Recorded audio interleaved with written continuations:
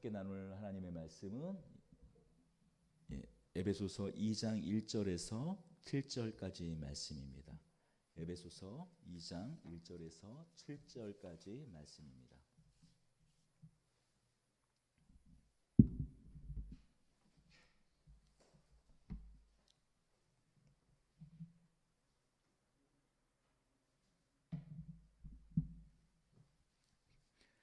제가 가진 성경으로는 신약 성경 311면쯤 있습니다. 에베소서 2장 1절에서 7절까지 말씀 우리 함께 읽도록 하겠습니다. 그는 허물과 죄로 죽었던 너희를 살리셨도다. 그때 너희는 그 가운데서 행하여 이 세상 풍조를 따르고 공중 권세 잡은 자를 따랐으니 곧 지금 불순종의 아들들 가운데서 역사하는 영이라. 전에는 우리도 다 그 가운데서 우리의 육체의 욕심을 따라 지내며 육체의 마음에 원하는 것을 하여 다른 이들과 같이 본질상 진노의 자녀이었더니 긍휼이 풍성하신 하나님이 우리를 사랑하신 그 큰 사랑을 인하여 허물로 죽은 우리를 그리스도와 함께 살리셨고 너희는 은혜로 구원을 받은 것이라. 또 함께 일으키사 그리스도 예수 안에서 함께 하늘에 앉히시니 이는 그리스도 예수 안에서 우리에게 자비하심으로 그 은혜의 지극히 풍성함을 오는 여러 세대에 나타내려 하심이라. 아멘. 오늘은 지난주에 이어서 불확실한 세상에서 성도로 살아가기 두 번째 시간입니다. 오늘 말씀 제목은 걱정하지 마라 은혜가 넘쳤다.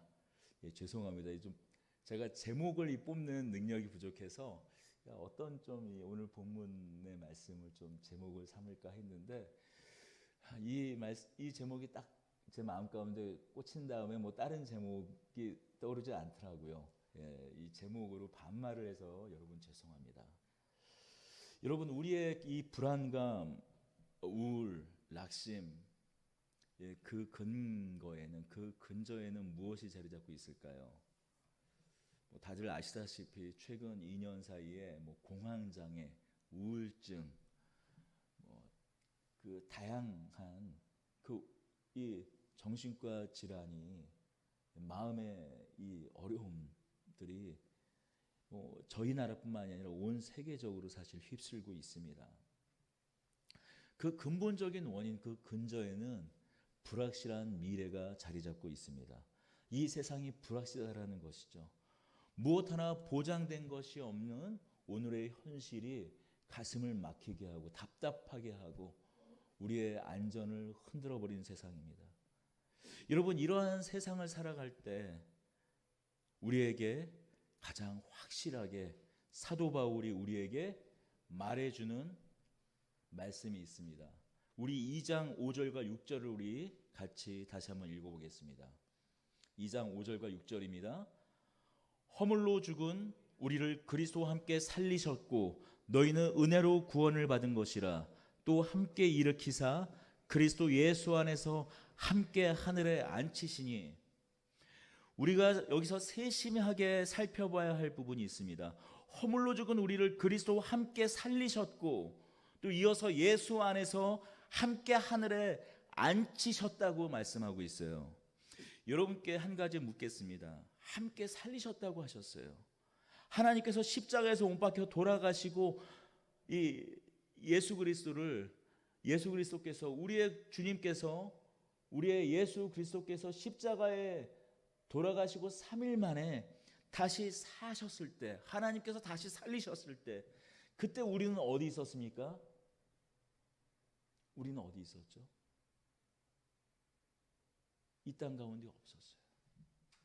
그러면 살리셨을 뿐만이 아니라 부활하셔서 하늘 보좌 우편에 앉아 계셨을 때 우리는 그때 어디 있었습니까?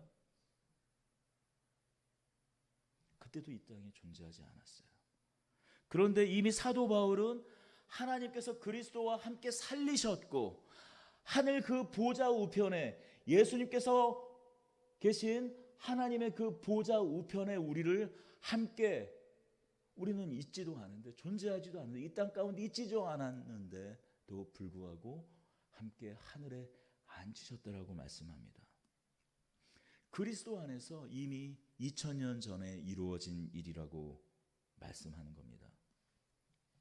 그래서 우리 믿음의 선배들은 이 구절에 있는 이 과거 완료, 살리셨다, 이미 2000년 전에 예수 그리스도 안에서 함께 살리셨고 예수 그리스도 안에서 하늘에 앉히셨다라고 말씀하신, 이미 과거에 이루어진 이 일에 대해서 너무나 하나님 안에서 분명하고 불변하고 완전하게 이루어진 과거이기에 바꿀 수 없는 과거이기에 신적 완료라고 했어요. 하나님께서 다 이루어 놓으신 일이라고, 너무나 확실하고 분명하게 다 이루어진 일이라고 말씀하는 겁니다. 여러분, 우리의 삶이 불확실합니다. 여러분, 우리의 삶이 때로는 흔들립니다. 그럴 때 가장 확실한 것, 분별한 진리, 변하지 않는 진리, 가장 확실하게 붙잡을 수 있는 것이 무엇입니까? 하나님의 말씀 아닙니까? 바로 오늘 우리에게 주신 이 말씀입니다. 예수 안에서, 그리스도 안에서 함께 살리셨고 예수 그리스도 안에서 하늘에 앉히셨다라는 이 말씀과 같이 오늘 우리에게 이 불확실한 이 세상 가운데 우리에게 주는 소망이 어디 있겠습니까? 우리에게 주시는 위로가 이 불확실한 시대 가운데 어디 있겠습니까? 여러분, 오늘 이 말씀을 통해서 소망과 위로를 얻기 바랍니다. 여러분, 이미 우리가 존재하기 전에 그리스도와 함께 살리셨습니다. 이미 있기도 전에, 우리가 이 땅에 있기도 전에 이미 살리시고 하늘에 앉히셨습니다. 그런데 더 놀라운 사실이 있습니다. 우리 이어서 1절과 2절을 읽어보겠습니다. 그는 허물과 죄로 죽었던 너희를 살리셨도다.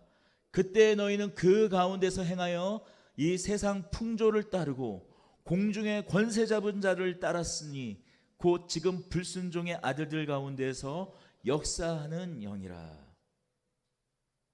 2000년 전에 예수 안에서 우리를 살리셨고 우리를 그 승리의 보좌에 함께 앉히셨는데, 여러분, 우리가 태어날 때는 죄인으로 태어난다는 사실이에요. 우리가 죄인이었을 때, 우리가 죄인으로 태어나서 이 세상 공중 권세 잡은 자를 따르고, 누구입니까? 사단 마귀를 따르고, 그 아래서 요한일서 2장에 있는 말씀 마냥 육신의 정욕, 안목의 정욕, 이생의 자랑, 이 세상에 있는 것들을 사랑해서 결국에는 진노의 자녀로 결국 영원한 죽음을, 다른 모든 사람들과 같이 그 죽음을 결국 맞이할 수밖에 없었을 때, 마치 영원히 죽을 수밖에 없는 그 벼랑 끝으로 달려가는 폭주 기관차처럼 달려갈 때, 다른 이들과 같이 본질상 진노의 아들일 때, 진노의 자녀일 때, 여러분, 우리가 죄인으로 태어났음에도 불구하고, 그럼에도 불구하고 변치 않는 사실, 변치 않는, 불변하는 사실, 그 한 가지는 오직 이것입니다. 4절입니다. 긍휼이 풍성하신 하나님이 우리를 사랑하신 그 큰 사랑을 인하여. 여러분, 우리가 죄인 되었을 때도 하나님께서 우리를 긍휼이 풍성하셔서 우리를 사랑하셨다라는 거예요. 여러분, 여러분 하니까 저는 제외된 것 같아서, 여러분, 우리가 그 가장 그 최악을 살아갔었을 때가 언제입니까? 여러분, 우리가 가장 최악일 때, 차마 생각조차 하기 싫을 때, 뇌세포 그걸 만약에 지울 수 있다면, 내 마음대로 어떻게, 내 기억들을 어떻게 할 수만 있다면 지우고 싶은, 아니 그냥 기억에서 지운 뿐만이 아니라 아예 마치 비디오를 편집하듯이 동영상을 편집하듯이 잘라내서 가위로 토막내서 아예 드러내고 싶은 차마 말 못할 그때에도 여러분 하나님께서 긍휼이 풍성하신 그 사랑을 인하여 우리를 사랑하셨다라고 4절에서 말씀하십니다. 긍휼이 풍성하셨다고 말씀하세요. 여기서 풍성하다라는 말은 부유하다라는 말입니다. 그때도 한순간도 하나님의 그 풍성하신 긍휼이, 그 풍성하신 그 인애와 자비가 우리가 그 죄악 중에 가운데 있었을 때도, 죄악 중에 있었을 때도 하나님의 그 풍성하신 긍휼과 자비는 끊어지지 않았다라는 것이에요.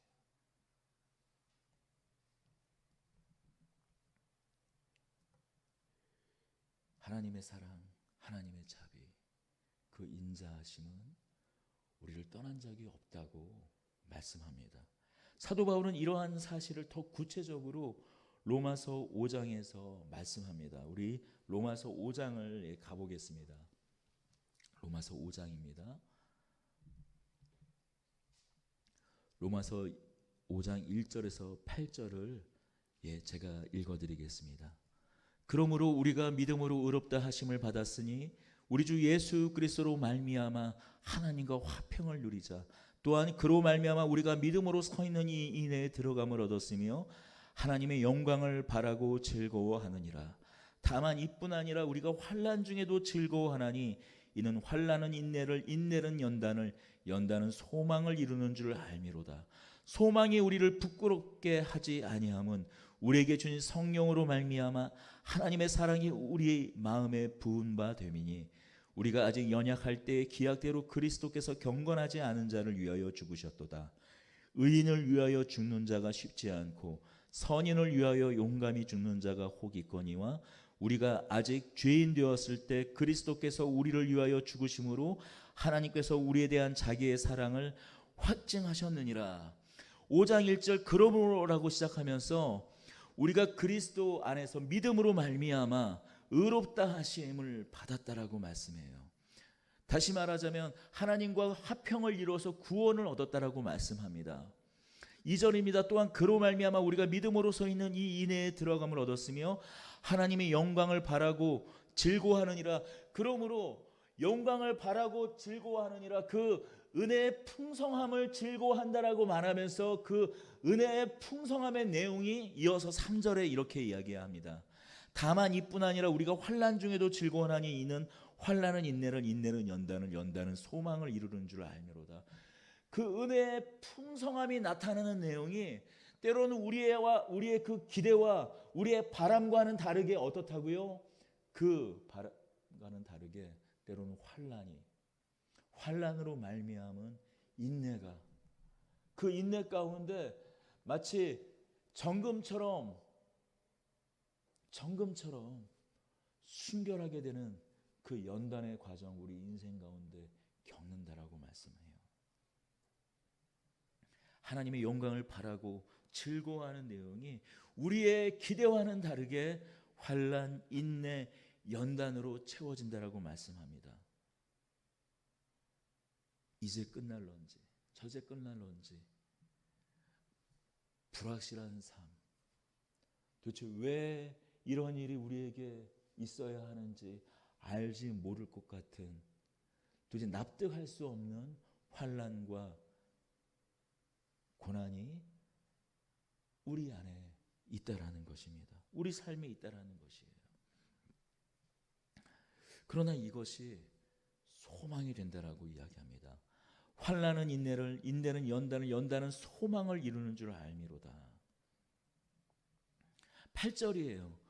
우리가 아직 죄인 되었을 때 그리스도께서 우리를 위하여 죽으심으로 하나님께서 우리에 대한 자기의 사랑을 확증하셨느니라. 이어서 9절이에요. 그러면 이제 우리가 그의 피로 말미암아 의롭다 하심을 받았으니 더욱 그로 말미암아 진노하심에서 구원을 받을 것이니 곧 우리가 원수 되었을 때 그의 아들의 죽으심으로 말미암아 하나님과 화목하게 되었은즉 화목하게 된 자로서는 더욱 그의 살아나심으로 말미암아 구원을 받을 것이니라. 이게 무슨 말씀입니까? 우리가 아직 죄인 되었을 때, 그때도 하나님의 사랑을 받아서 하나님께서 그 아들을 우리를 위하여 내어주셨다면, 이제 그 아들로 말미암아 하나님과 화목되었고 우리가 이제 구원함을 받았다면, 이 구원을 누리는 이 삶은 어떻겠느냐? 우리가 죄인 되었을 때도 하나님의 은혜와 사랑이, 그 긍휼과 인자가 넘쳤다. 그렇다면 우리가 죽어 있을 때에도, 우리가 하나님 앞에 죽었을 때에도 그 사랑과 자비가, 그 은혜가 예수 그리스도 안에서 넘쳤다면, 지금 이제 살아난 우리는, 그리스도 안에서 하나님과 화목된 우리는 그 사랑과 그 자비는 더 넘치지 않겠느냐, 더 풍요롭지 않겠느냐, 더 부요하지 않겠느냐라는 말씀이에요. 다시 오늘 본문으로 돌아가 보십시다. 에베소서 2장 7절입니다. 이는 그리스도 예수 안에서 우리에게 자비하심으로써 그 은혜의 지극히 풍성함을 오는 여러 세대에 나타내려 하심이라. 우리가 환난 당할 때, 이 환난이 언제 끝날지 모르는 그 막막함 속을 견디는 것 말고는 할 것이 없는 그때에도 여러분, 하나님의 자비와 긍휼은 넘친다라는 말씀이에요. 여러분, 여기서 풍성함은 이 신약 성경의 다양한 플레로라든지 성령의 충만함이라든지 그런 다양한 단어로 표현이 됩니다만, 그 어근은 하나예요. 차고 넘치는 상황을 일컬어 풍성하다라고 이 성경은 이야기하고 있어요. 차고 넘쳤다라는 것입니다. 하나님의 은혜가 우리가 아직 죄인 되었을 때, 진노의 자녀였을 때도 차고 넘쳤었고, 오늘 이 시간에도 이제 구원받은 하나님의 자녀가 된, 이제 빛 가운데, 어둠이 아닌 빛 가운데 부름받은 지금에는 더더욱 넘쳐서 그 은혜의 풍성함을, 그 은혜의 부요함을 차고 넘쳐 흘려보내는 자가 된다라는 말씀입니다.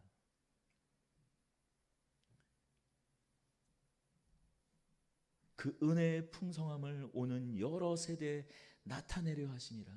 그 은혜의 풍성함을, 모든 환난, 모든 인내, 그런 모든 것이 우리에게 연단으로 나타나 정금과 같이, 여러분 그 어둠 가운데에서 작은 다이아몬드와 같이 반짝반짝거리는 그런 정금과 같이 소망의 빛을 우리가 비추게 된다라는 것입니다. 하나님의 그 부유하심을 오히려 우리의 환난이, 우리의 연단이, 우리의 인내함이 정금과 같이 빛나서 하나님의 부유하심을 나타낸다라는 것이에요. 우리가 그것을 위하여 부름받았다라는 말씀입니다.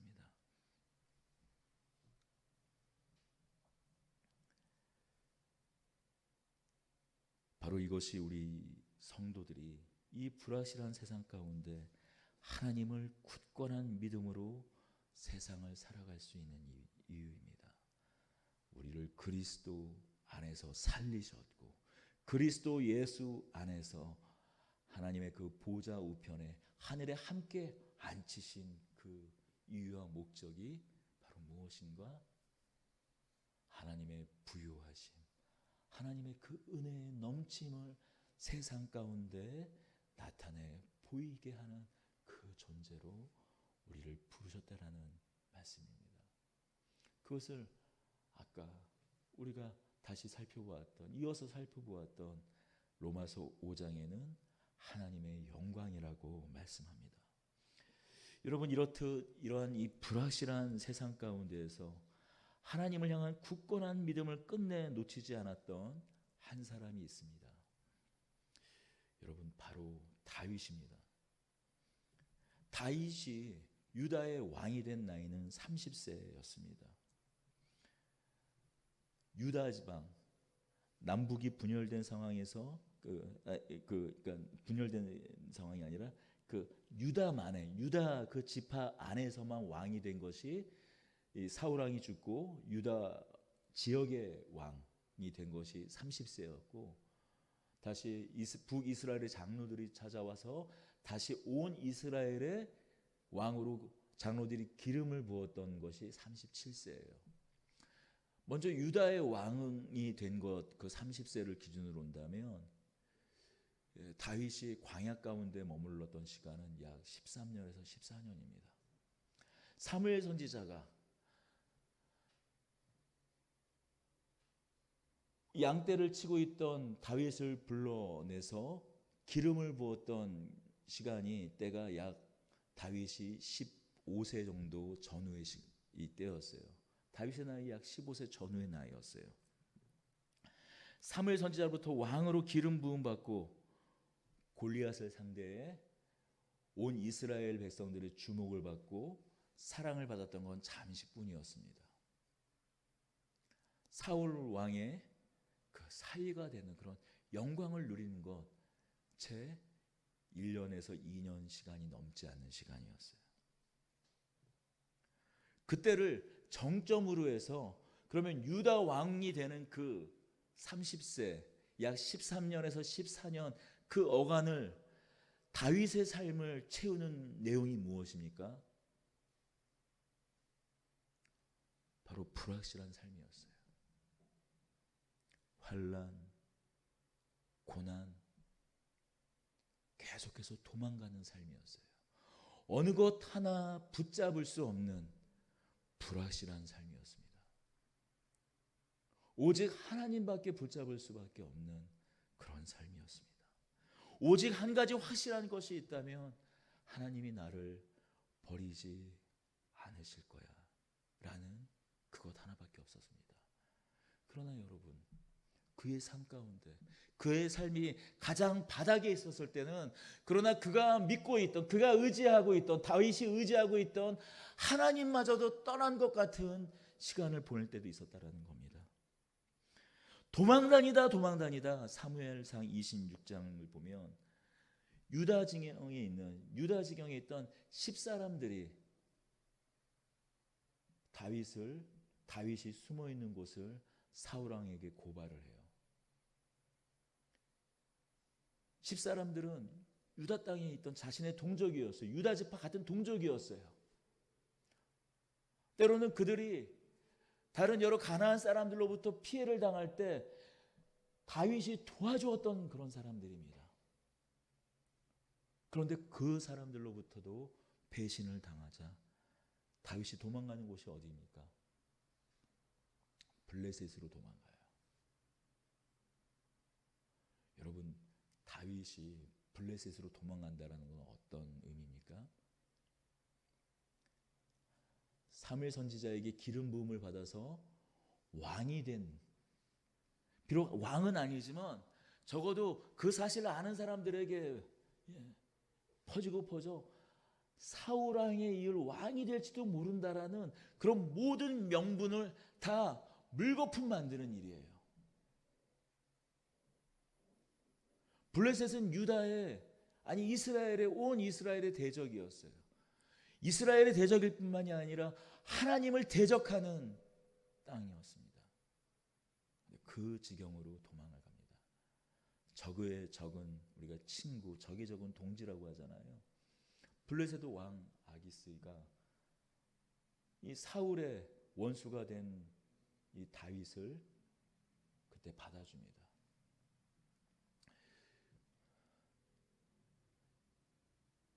그렇게 블레셋 땅에 있었던 그 시간 동안 다윗은 어떻게 살아갑니까? 26장, 27장 그 이유를 보면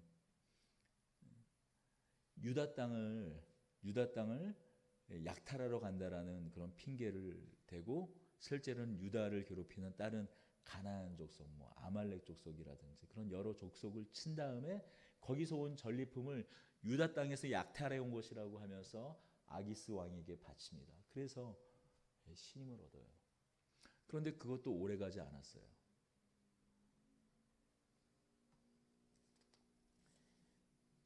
28장에 보면 블레셋 왕 아기스가 이제 이스라엘을 이제 끝장내려고 총 공격하려고 블레셋 모든 도시국가의 방백들을 다 불러서 총 공격하려고 준비를 합니다. 그때 다윗에게 말해요. 네가 선봉에 서라고. 다윗 너가 선봉에 서라고. 같이 함께 간다고 얘기를 합니다. 여러분 그때 다윗은 어떤 생각을 했을까요? 블레셋에 망명한 것만으로도 어쩌면 그의 인상은, 그의 이제 앞으로의 기대감은 완전히 무너지게 된 그때, 여러분 만약에 다윗이 이 블레셋과 함께 이스라엘을 친다고 생각해 보십시오. 말 그대로 사무엘 선지자가 이스라엘 왕으로 기름 부은 거 더 이상 돌이킬 수 없이 끝나버리는 상황이 되는 것입니다. 지금까지도 불확실했던 이제 미래는 아예 이제 왕과는 거리가 먼 미래로 확실히 정해져 버리는 상황입니다. 여러분 그것 이상 불확실해져 버린 미래가 어디 있겠습니까? 아니 불확실한 것이 아니죠. 이제 그 인생이 뻔하게 보이는 거죠. 평생을 조롱받으며 오히려 블레셋보다 못한 놈이라는 욕을 먹으며 이제 블레셋 사람들처럼 살아가야 되는 그런 상황이 됐습니다. 하지만 놀라운 반전이 일어나요. 블레셋의 방백들이 반대를 합니다. 다윗이 선봉에 나섰다가 오히려 방향을 돌이켜서 우리를 공격하면 어떻게 합니까? 라고 말하면서 블레셋의 모든 도시국가들의 그 방백이 블레셋 왕 아기스에게 화를 내며 그 결정을 돌이키게 합니다. 오히려 아기스가 다윗에게 나와 얘기합니다. 오히려 사과를 해요. 나는 너를 믿는데, 너를 신임하는데 다른 방백들이 너를 신뢰하지 않고 너를 미워하고 좋아하지 않으니 그들 눈에 띄지 말고 조용히 숨어 있으라라고 얘기합니다. 다윗 인생 가운데 있었던 그 위기를 넘어가요. 여러분 하나님이 안 계신 것 같은, 다윗의 인생 가장 그 밑바닥에 있었을 때 하나님이 안 계신 것 같은 그때에도 하나님은 다윗을 지키셨습니다. 다른 어떤 때보다도 가장 확실하게 다윗을 지키셨어요. 여러분 다윗의 그 불확실한 그 모든 삶 가운데에서 가장 확실하게 지키신 건 그를 분별하지 않게, 그를 불변하는 하나님의 부르심으로 지키신 것은 바로 하나님이시며 하나님의 약속이에요.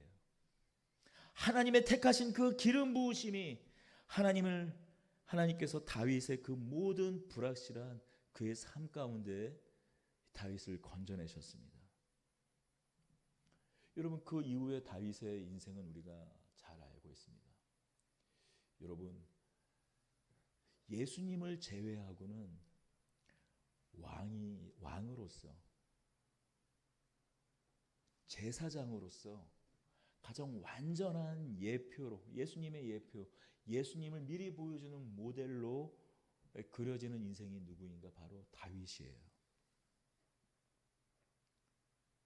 여러분 다윗은 왕이었지만 또 제사장으로서 에봇을 입고 공식적으로 다윗의 장막에서 예배를 했던 예배자, 제사장이었습니다. 어떤 왕도 제사장의 에봇을 입을 수 없었어요. 그러나 다윗은 왕이면서 제사장으로, 비록 돌로 지어지는 성전은 그 아들 솔로몬이 짓지만 다윗의 장막에 나와 하나님을 찬양하고 예배하는 왕이며 제사장으로 그의 인생을 살아갔습니다. 여러분 바로 우리 역시 다윗과 같은 부르심으로 부름받은 사실을 여러분 기억하시기 바랍니다. 베드로전서 2장 9절입니다. 그러나 너희는 택하신 족속이요 왕같은 제사장들이요 거룩한 나라요 그의 소유가 된 백성이니, 그러나 너희는 택하신 족속이요 왕같은 제사장이요. 다윗이 왕 같은 제사장이었다면 또 누구도 그렇다고요? 우리도 그렇다라는 거예요. 예수님과 같이 왕이시고 제사장으로 이 땅 가운데 오셨던 것처럼 영원한 왕이시고 영원한 통치자이신 하나님 나라의 통치자이신 예수 그리스도와 같이 우리도 왕 같은 제사장으로 부름받았다라고, 우리가 하나님의 소유가 되었다고 말씀합니다. 이는 너희를 어두운 데서 불러내어 그의 기이한 빛에 들어가게 하신 이의 아름다운 덕을 선포하게 하려 하심이라. 그의 기이한 빛에 들어가게 하신 이의 아름다운 덕을 선포하게 하려 하심이라. 에베소서 2장 7절의 말씀대로 그 은혜의 지극히 풍성함을 환난이나 곤고나 적신이나 사망이나 그 어떤 것도 하나님 안에서 모든 풍요 부유함으로 바꾸어 내신다라는 그 하나님의 은혜의 자비, 그 긍휼이 차고 넘쳤다. 차고 넘쳐서 그것을 숨길 수 없어서 그의 풍요로움, 그의 기이한 빛이 우리를 통해서 드러내지고 나타날 수밖에 없다고, 그 기이한 빛에 들어가게 하시니 아름다운 덕을 선포하게 하려 하심이라. 오늘 에베소서 2장 7절의 말씀으로 말하면 그 은혜의 지극히 풍성함을 오는 여러 세대에 나타내게 하셨다라고 말씀합니다. 여러분, 우리를 창세전에 부르셔서 우리를 인치셨습니다. 그의 기업의 보증이 되게 하셨어요.